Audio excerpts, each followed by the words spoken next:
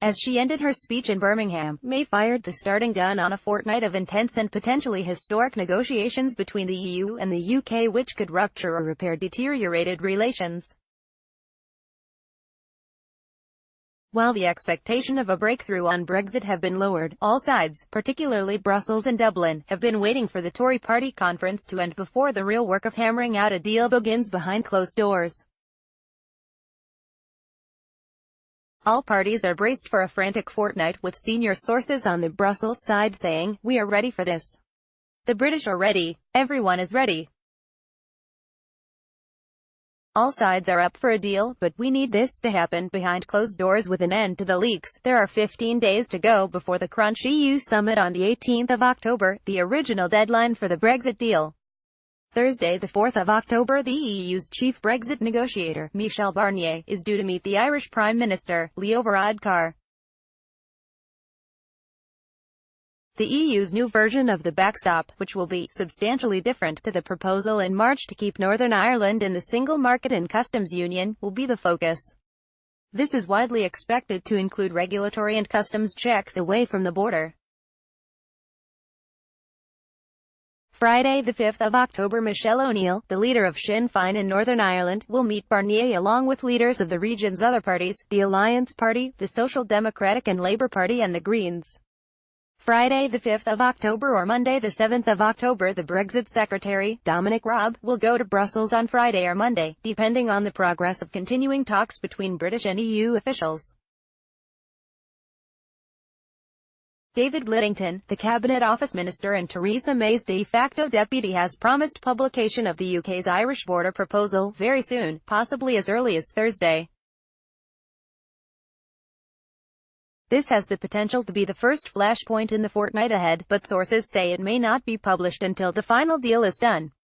If not, there will be plenty of potential for leaks and bad tempers.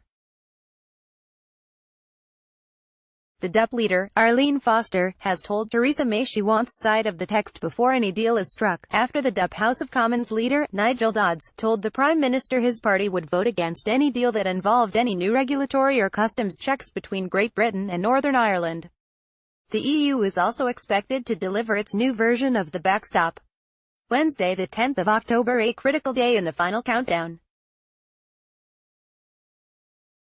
The European Commission President, Jean-Claude Juncker, has penciled in next Wednesday for the great unveiling of the EU's political declaration on the future relationship with the UK. But it is to be confirmed. If there has not been any progress on the Irish border issue, its publication is likely to be delayed. This will be the first sign of how well, or badly, talks are going. As it stands, sources suggest that the paper is just 4 to 5 pages long and, apart from some extra aspirational language about deepening the trade relationship in time, the basic structure will be very similar to the Canada-style trade deal offered by the European Council President, Donald Tusk, last March. The British government is expected to double down on its position that there should be a temporary customs arrangement (TCA), under which the whole of the UK would in effect stay in the customs union, while having the ability to strike free trade deals with countries around the world. The UK will also suggest that Northern Ireland could stay under EU single market regulations if the Stormont and Northern Ireland executive agree it. Wednesday, the 17th of October, Tusk is expected to invite EU leaders, excluding May, to discuss Brexit at a working dinner on the 17th of October in Brussels. It is not the only issue on their plates. The leaders, including May, are set to discuss migration, foreign policy and security at the formal summit the following day. The EU summit has been cut to one day because of a long-planned meeting on the 19th of October between EU and Asian leaders, bringing together heads of state and government from 51 countries. The meeting could add a piquant note to Brexit talks, as the British government prepares to strike out alone in pursuit of a global Britain. Thursday, the 18th of October, this has been billed as the moment of truth in the Brexit talks. The Prime Minister has already expressed her doubts that agreement on the Irish border issue can be found by the time of this summit. The UK wants the political declaration to offer a more expansive vision of the future trade deal in order to give assurances that the backstop, however it is finally formulated, is never necessary. Juncker has said he expects the meeting, which is supposed to last 2 days, but may be expanded to 3, to be interesting. That appears to be diplomatic language for there being an almighty row. The French President, Emmanuel Macron, has insisted that a subsequent summit in mid-November should be seen as a prize for resolution of the Irish issue. Can a solution be found within the corridors of the Europa building that satisfies both the EU and the UK?